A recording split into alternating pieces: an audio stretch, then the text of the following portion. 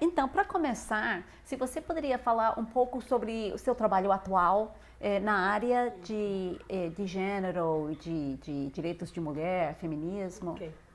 Tá bom, como você colocou, né, eu sou antropóloga, né, tenho formação de doutorado no campo da saúde coletiva e eu dou aula nos cursos da área de saúde, principalmente principalmente o curso de medicina. Aí depende como é que eu vou colocar. Eu tenho tanto trabalho para dentro da academia quanto fora dela. Né? Porque, no meu entender, a academia, né, para mim, toda a minha formação, desde a minha graduação em Ciências Sociais, até a minha vida profissional, hoje eu tenho 40 anos, para mim sempre foi indissociável a formação da militância. Então, essa separação que tem de um lado a academia, de outro lado a militância. Então, a minha vida acadêmica é uma vida de militância. Então, assim, eu faço várias coisas. Por exemplo, com os alunos de medicina, já tenho um projeto há mais de um ano. Já teve 2 projetos, tanto um de acesso e cuidado integral à população de lésbicas, bissexuais, travestis e transexuais, no município de Macaé, né, tentando entender um pouco essa questão da produção do cuidado em saúde, quanto agora já tenho mais ou menos um ano e meio, que eu estou com um trabalho no campo da violência. Então, tenho um trabalho de mortalidade feminina por causas externas. Então, só aí eu tenho mais de 10 alunos, né, 12 a 13 alunos, tanto do curso de medicina quanto do curso de enfermagem. Eu acho que para dentro da academia, uma das minhas maiores militâncias é justamente levar para o campo da saúde, que é um campo que tem muita dificuldade na abordagem das questões de gênero, por causa da força que a biologia tem na determinação ou tentar determinar a sexualidade. Eu tenho feito um pouco isso. Agora eu tenho uma outra vida que excede isso daí. Eu tenho uma militância muito grande, né, tanto com o movimento LGBT, com os movimentos transexuais, com o movimento de mulheres, mas assim, sem ser filiada a nenhum lugar institucional. Então, assim, eu tenho uma agenda que vai, né, transitando, porque para mim tem uma porosidade entre a academia e a militância. Todo saber para mim é, antes de tudo, um saber que tem que ser militante, é um saber que tem que ser implicado. Se ele é um saber que só serve para a ciência, para o mundo da representação da academia, ele não serve para mim. Porque, antes de tudo, para mim, o conhecimento vem das práticas sociais, da produção da vida, da produção da existência. Então, um pouco por aí, né? Então, então, a próxima pergunta seria como que você levou, o que levou você a ter esse interesse, essa atuação na militância? O que assim, a sua vida pessoal, a sua infância ou a sua formação universitária, como que você foi entrando na militância? Então isso tem muito a ver com, acho que, com a forma com a qual a gente se inscreve no mundo, né?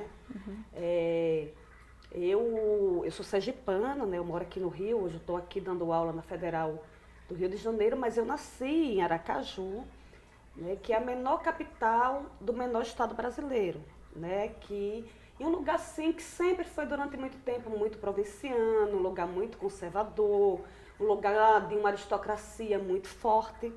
E de alguma maneira na minha vida eu sempre me opus a qualquer forma de opressão, fosse opressão econômica, fosse opressão de gênero, fosse opressão sexual, fosse opressão étnica, racial. Então, muito jovem eu militei, né, fiz parte de alguns partidos, fiz parte do Partido Comunista, num certo momento, socialista, num certo momento também do PT, mas toda a minha vida foi sempre nisso. Isso me levou a fazer o curso de Ciências Sociais. Então, eu entro dentro do curso de Ciências Sociais muito na Federal de Sergipe.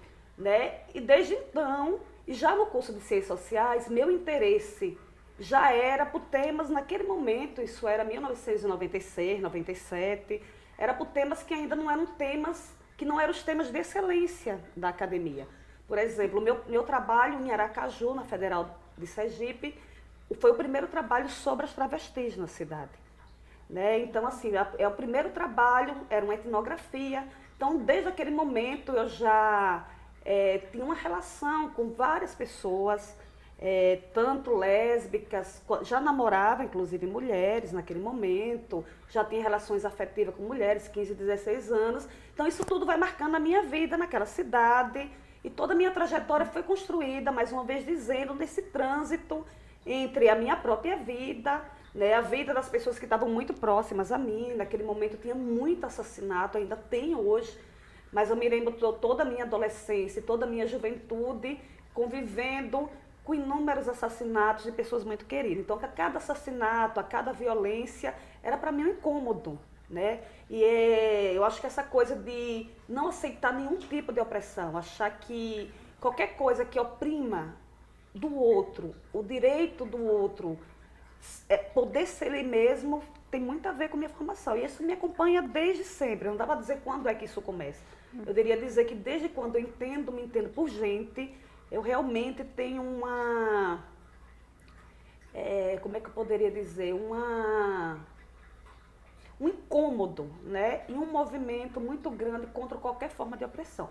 Principalmente as opressões de gênero, as opressões sexuais, raciais. Então, tudo isso tem sido a minha vida desde então.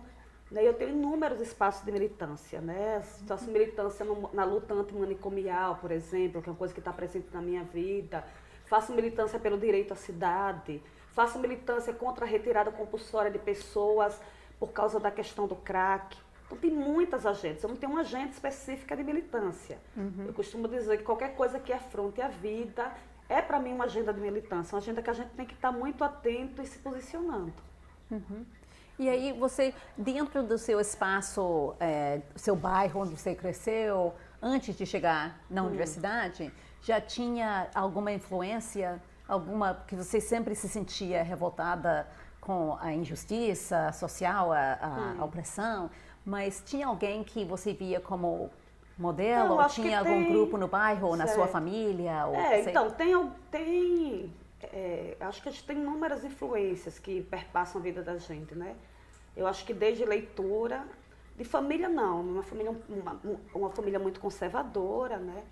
Eu era sempre aquele elemento estranho na família, mas eu acho que tem várias influências, né? Desde de leitura, eu acho que ler coisas como o Diário de Anne Frank, por exemplo, que foi um livro que me marcou muito, né? Ler coisas como... Isso já na adolescência? Na adolescência, depois tem uma influência muito grande, por exemplo, da música do Cazuza, da Legião Urbana. Nos anos 80, né? 80, algumas leituras inclusive marxistas, até certo ponto, né? Mas é interessante porque quando eu descobri o que era o stalinismo, eu tive uma reação também de muita raiva, né? E eu acho que naquele momento começou um problema meu de não me deixar sujeitar mais por nenhuma instituição.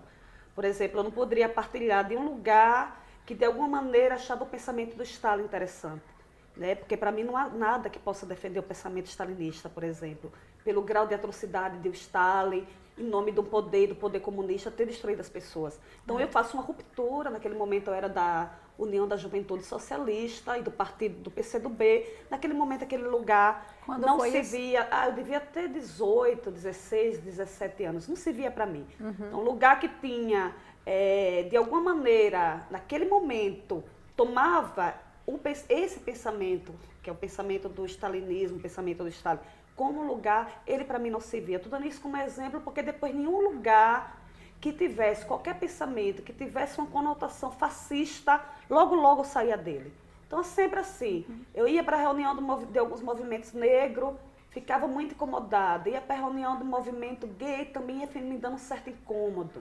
Então, quando começava processos de aparelhamento, processos de determinados grupos ou pessoas querer usar da voz ou de uma suposta verdade na opressão do outro, eu sempre caía fora desses lugares. Então, assim, eu não estava, como eu não estou até hoje, muito afim de nenhum lugar como esse. Se eu não estava afim naquele tempo, se naquele tempo, há 20 anos atrás, não me capturou, hoje não me captura mais. Então, assim, por isso que eu digo, eu não estou presa a nenhum lugar, não sou de nenhuma entidade, eu não sou de nenhuma organização, né? Eu sou de vários lugares, desde que esses lugares eles prezem o respeito pela produção, pela multiplicidade, eu diria assim. Eu acho que tem muito, como diz o Foucault, tem muito micropoder e muito microfascismo, inclusive nas práticas que muitas vezes se colocam como libertárias. Eu acho que um pouco disso tem que ser um sinalizador na minha vida para não me deixar ser capturada por esses espaços. Eu não quero estar dentro deles, eles não me fazem bem.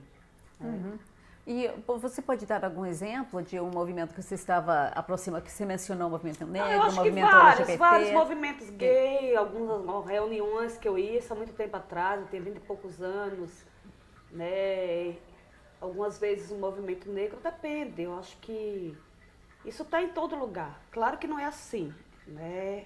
E tem pessoas que conseguem lidar bem nesses espaços, conseguem fazer desse micropoder um lugar de muita produção. Talvez eu que não tenho muito jeito de lidar com isso. Né? E não estou dizendo que esses lugares não são lugares com grande potência. Eu acho que se não fosse esses movimentos, eles têm um grande papel. Eu acho que na história da conquista dos direitos é assim, é inegável, não é isso que está em jogo. Né? Mas eu acho que quando a gente vai para a dinâmica das instituições, ela de alguma maneira ela não me toma, não me pega, não me... Né? Apesar de eu ter o maior respeito e ter várias pessoas, vários amigos e amigas que fizeram e fazem muita diferença nesses espaços aí. Né? Aí eu estou falando de várias entidades, vários organismos, eu acho que dou maior apoio a isso, apesar do meu caráter ter ser esse caráter mais rizomático, mais solto, né? De outras militâncias em outros espaços. Né? Eu vou a qualquer espaço que me convide, por exemplo. Né? E sou capaz de estabelecer um debate com qualquer lugar. Sim. E você então veio de Sergipe para pós-graduação? Você Não, se eu formou fiz, lá? então, me formei lá, me formei em 2000. Em 2000 mesmo eu passei no mestrado em antropologia na Universidade Federal de Pernambuco. E eu fiz o mestrado, estudei cinema e gênero, né? Naquele momento eu já... Era que departamento? Era antropologia? Era antropologia cultural da Universidade Federal de Pernambuco. Naquele momento eu já me chamava a atenção a questão da transexualidade.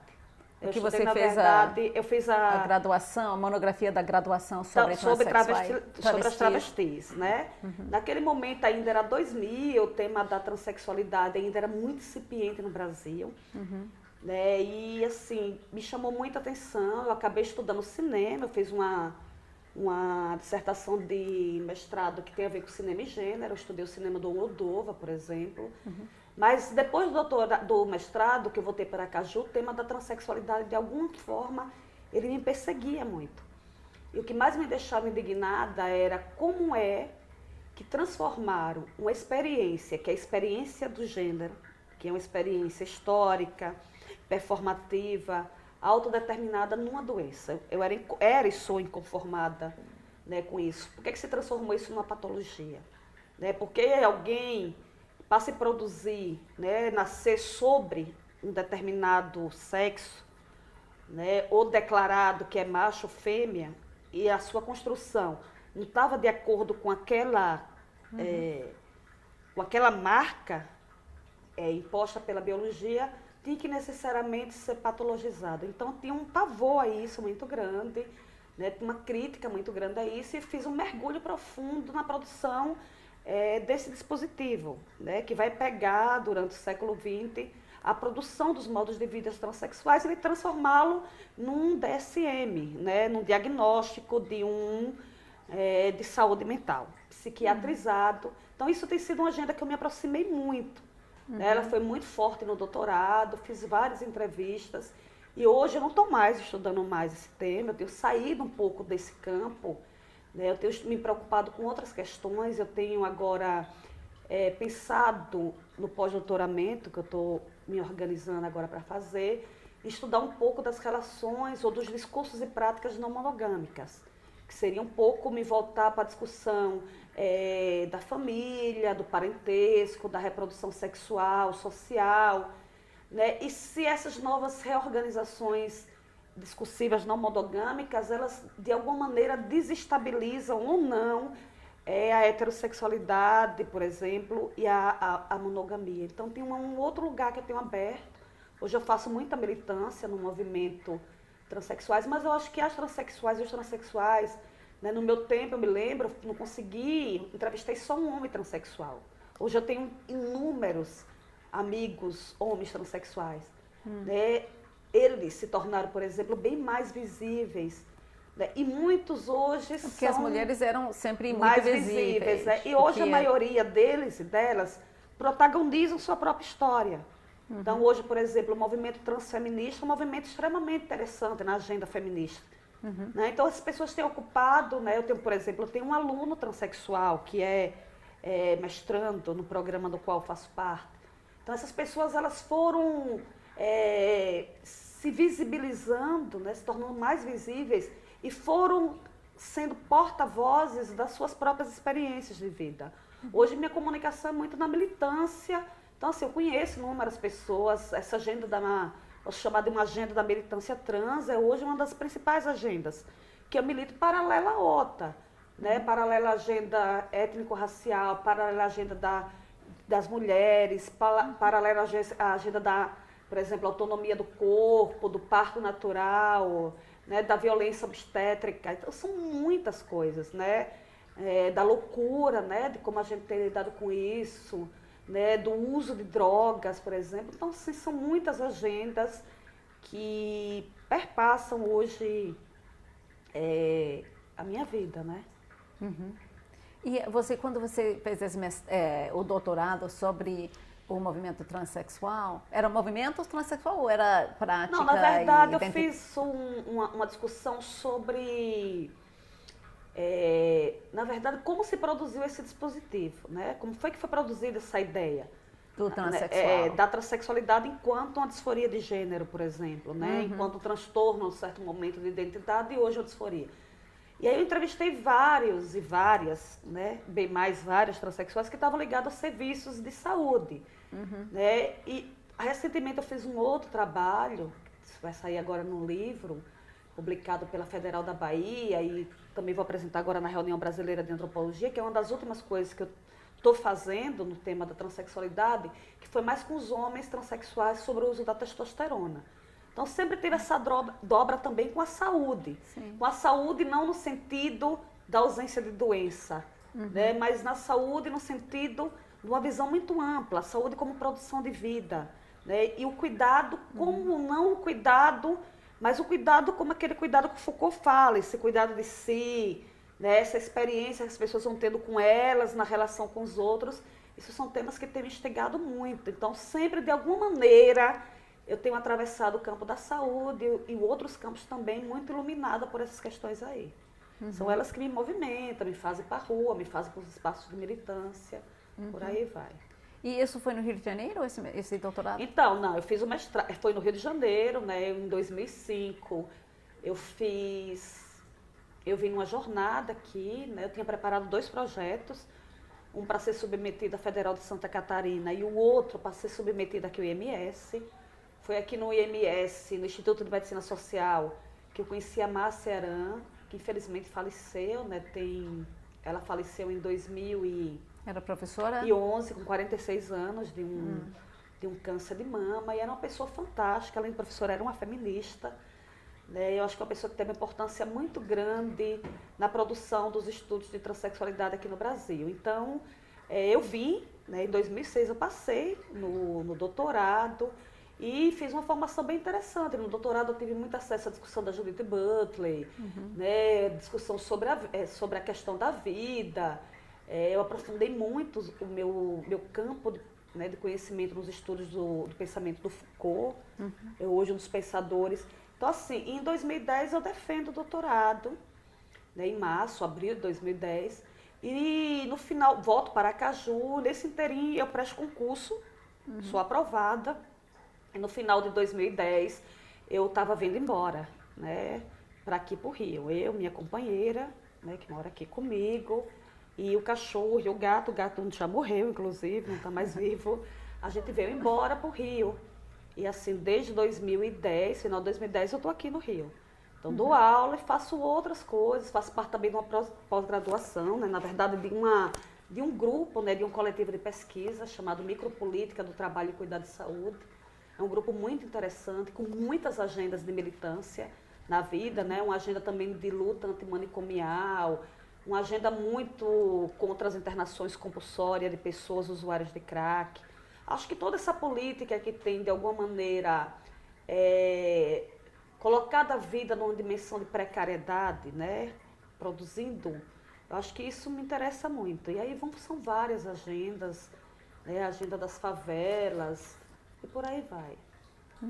E como você vê que me parece que você está descrevendo uma variedade de atividades e áreas de interesse, mas a maior parte tem a ver com a sexualidade. Com Sim. Como que você vê essa militância para o direito dos trans, para o direito da saúde, para o direito de mudar a saúde, em torno da liberdade de cada um? Como você vê isso no contexto da história do feminismo no Brasil? Certo.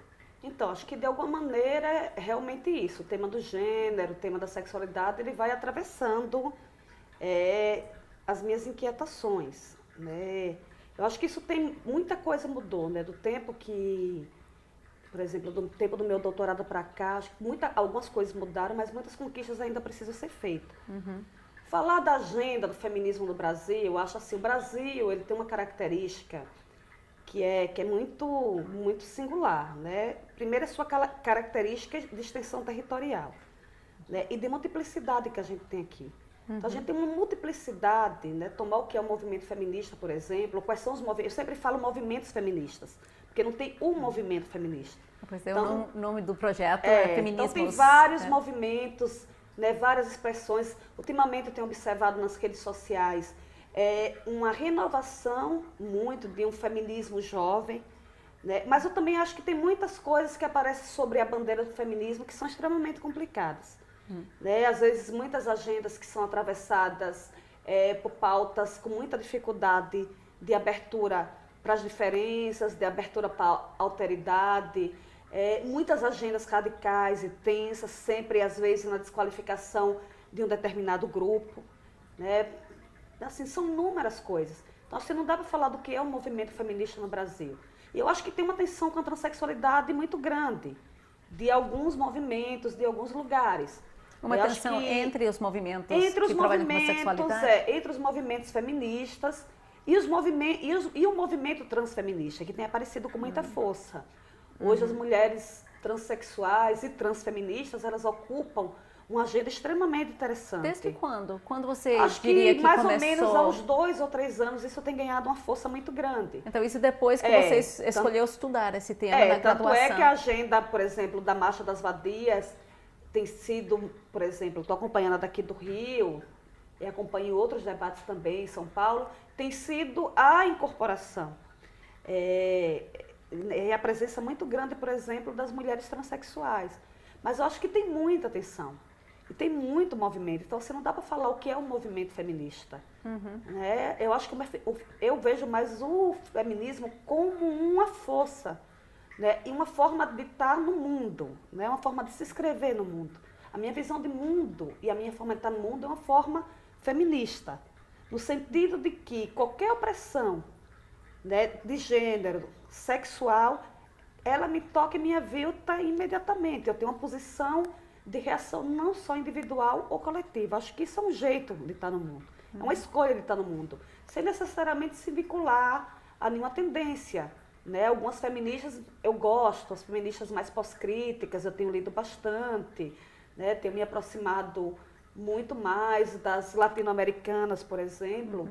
Né? Eu acho que isso, as feministas negras também, eu acho que tem uma agenda enorme, né, de produção, né, que ajuda a gente a pensar muito como foi que se produziu, né, como tem se produzido essa, mais do que uma opressão, tem uma palavra que eu gosto muito, essa assimetria.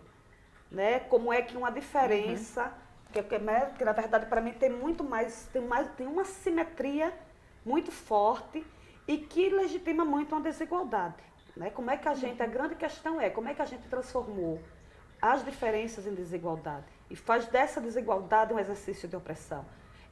Né? Isso é o que me faz ser feminista, é me indignar com essa simetria, né? E buscar a construção de possibilidades mais simétricas, que não quer dizer possibilidades iguais. Tem diferenças entre igualdade e simetria, né? Porque a igualdade, a simetria, ela antes de tudo pressupõe a diferença. Então, esse tema da diferença também, que é o tema das alteridades, é um tema que ele é inseparável de mim. Né? Eu não consigo descolar ele da minha forma de estar no mundo, não só enquanto pensamento, mas enquanto atitude também. Então, acho que tem muito a ver com isso também. Mas você acha que ao longo do movimento feminista no Brasil, últimas décadas, houve mudanças, houve conquistas e surgiram novas questões? Ou como que você vê? Claro, lógico, né? Os próprios movimentos, eles estão em deveres constantes. Né? Hoje a gente tem uma multiplicidade, como eu já falei, de movimentos. Tem movimentos de muitas mulheres jovens, né? Meninas aí com 18, 17, 18, 19 anos, né? Emergindo nos espaços acadêmicos ou fora dele. Muita organização de mulheres negras, né? Jovens, inclusive, fazendo militância. O próprio movimento transfeminista é um movimento que vem tensionar e alargar as fronteiras dos movimentos feministas no Brasil. Óbvio que tem uma agenda, né, super interessante, né, que é geracional, que vai congregando várias gerações, que vai congregando várias pessoas de diferentes experiências. Eu tenho cruzado ao longo da minha vida com as mais diferentes pessoas. Desde pessoas que estão em espaços mais institucionalizados, né, da militância, dentro de determinados grupos, segmentos, até pessoas que estão mais rizomáticas como eu, mais solta.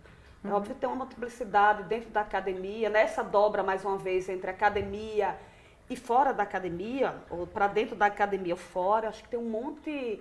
Então, várias coisas mudaram, obviamente, mas também a gente tem agendas extremamente urgentes ainda e muito caras para a gente, né? A agenda do aborto, por exemplo, é uma agenda cara para a gente. É uma pauta que já passou de extrema urgência, né? O que a gente tem já dito e discutido, né? Sobre o número de mulheres que morrem, e aí é uma questão mesmo também de saúde pública, de saúde coletiva mesmo, por questão de formas inseguras de abortamento, né? E a gente tem problemas de notificação do abortamento legal, por exemplo.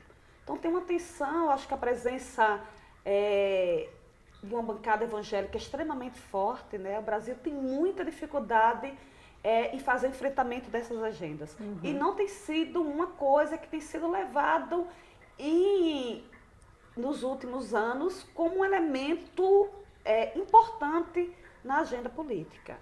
Assim, eu acho sinalizador, né? A gente tem um investimento muito grande, por exemplo, nas redes de atenção à saúde, que tem que ser investido mesmo, por exemplo, na rede Cegonha, e não ter movimentos de produção, tanto de políticas quanto de investimento de recursos em outras agendas que tocam mulher, que não tocam só a maternidade, que é extremamente importante. A mortalidade feminina é um problema grave, não é isso que eu estou dizendo, mas agendas muito focalizadas e as agendas que, infelizmente, não deveriam trazer, provocam a dimensão moral e trazem muitas vezes valores que são tomados pelos movimentos religiosos de forma extremamente preconceituosa e dura, tem sido muito difícil fazer esse enfrentamento. Então, assim, essas agendas são urgentes. Agora é interessante porque os últimos 2 governos do Lula, que foi reelegido, e agora da Dilma, que são do movimento do PT, que o movimento um partido que você se afiliou, não sei se ainda está afiliada. O que você acha da atuação desses governos? Então, acho que você está falando basicamente sobre política pública que foram criadas pelo PT. Eu nunca fui do PT, na verdade, assim, eu nunca fui filiada, né? Porque hoje é muito difícil, né? Também acho que é muito difícil falar o que é esquerda, o que é direita. Mas se é possível dizer que há uma esquerda, eu sempre fui essa esquerda. Né? Toda a minha vida, os meus votos, as minhas militâncias, inclusive em alguns momentos campanhas políticas para determinadas pessoas com quem em algum momento eu tenho afinidade e eu fiz. Mas eu nunca me filiei, nunca fui de nenhum setorial do PT, etc. e tal. Naquele momento também eu já não estava mais afim de um tipo... Né? No governo do Lula, a gente teve coisas muito interessantes. Né? O programa Brasil Sem Homofobia, né? Agendas elas avançaram muito. Por algo paradoxal, né? Contraditório, que eu acho que precisa ser pensado de várias formas, e aí não tem uma dimensão para mim de julgamento. Essa agenda ela endureceu muito no governo da Dilma.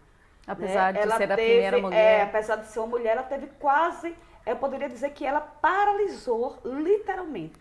Né? Infelizmente, algumas agendas, elas são agendas políticas, extremamente interessantes, e não é uma crítica a mim essas agendas. Agendas, inclusive, que eu partilho de simpatia, por exemplo, como a agenda dos mais médicos, por exemplo. Que para mim é uma agenda que poderia dizer, independente se eu sou a favor ou contra, porque não vou me colocar nisso, mas para mim é uma agenda que faz uma coisa que eu acho super interessante, que é tensionar o ethos médicos. O ethos médico e o poderio que esse grupo tem, né? Já visto a própria história do que significa a produção da medicina enquanto campo de poder e de saber sobre os corpos. Então, acho isso traz uma desconfiguração. Mas são agendas muito focalizadas. E muita agenda cuja vida imediata das pessoas é urgência, elas não têm sido levadas em consideração e elas não são relevantes nas agendas atuais. Elas estão muito endurecidas, com muita dificuldade de ser feita. Né? Com pouco investimento, as pessoas vão produzindo na periferia, inclusive na periferia do recurso, porque a maioria dos recursos, com certeza, estão alocados nessas grandes políticas. Então, quem tem essa agenda, quem acredita ainda muito, eu tenho certeza que as pessoas estão numa tensão muito grande e numa escassez de recurso para produzir, né, mudanças nessas agendas aí. Então, acho que tem que pensar um pouco sobre isso. Tá difícil, não tá fácil. E como você, então, para fechar, mais ou menos, como você vê o futuro do movimento, se você poderia dizer assim, como guarda-chuva, os movimentos feministas no Brasil, movimentos para liberação, contra a opressão sexual, em que direção você vê? Então, eu acho assim que... Bom, tem uma pulverização bem maior, não tenho a menor dúvida. Né? Isso aí está ligado às redes sociais, né? As redes midiáticas, né? A capacidade. Se a gente for olhar hoje, por exemplo, você entrar dentro de alguns lugares, como o Facebook, por exemplo, outras redes e mídias digitais, vocês vão ver um enorme número de grupos de diferentes militâncias. E às vezes vão cruzando essas agendas de luta, porque elas não estão indissociáveis. Eu vejo isso como algo extremamente positivo. Porque ele vai também revelando uma multiplicidade que, se for muito bem produzida, é possível tirar muita potência disso daí. Mas eu acho que também traz muitas tensões. Né? Tem uma tensão também, porque também tem muita disputa de objetos, tem muita disputa de marcos conceituais, tem muita... Acho que, mais uma vez, o velho Foucault, quando vai colocar a questão do micropoder, né, o Foucault vai dizer uma vez no texto que ele fez para o Antiédipo do Deleuze, uma das coisas que ele diz é: não caia de amores pelo poder. Né? E esses micropoderes, eles são muito pulverizados nesses movimentos. Eu acho que essas disputas, elas bem potencializadas, podem produzir coisa muito interessante, que é uma abertura inigualável para a diferença e para a multiplicidade. Mas eu acho que precisa tomar o cuidado para não cair numa reprodução fascista que produza também, muitas vezes, a exclusão do outro. Eu acho que esses movimentos precisam estar muito atentos, estar discutindo, né, estar se repensando, estar se propondo a essa abertura, mas realmente é uma agenda inigualável. Né? Quando eu me lembro do meu tempo, às vezes eu brinco, eu digo que eu queria ter 20 anos a menos.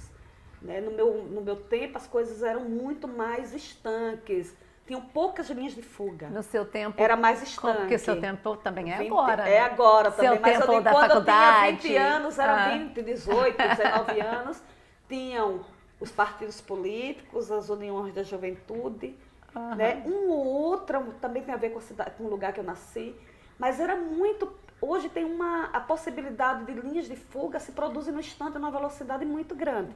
Isso, para mim, é algo muito interessante. Pelo seu comentário, eu percebo que você está vendo muita esperança nessa renovação do feminismo ou dos movimentos pela juventude. Porque você falou, assim, no meu tempo de 20 anos... Eu tenho uma certa esperança, que não é essa esperança religiosa nem cristã. Né? Eu sempre digo que eu tenho esperança do presente.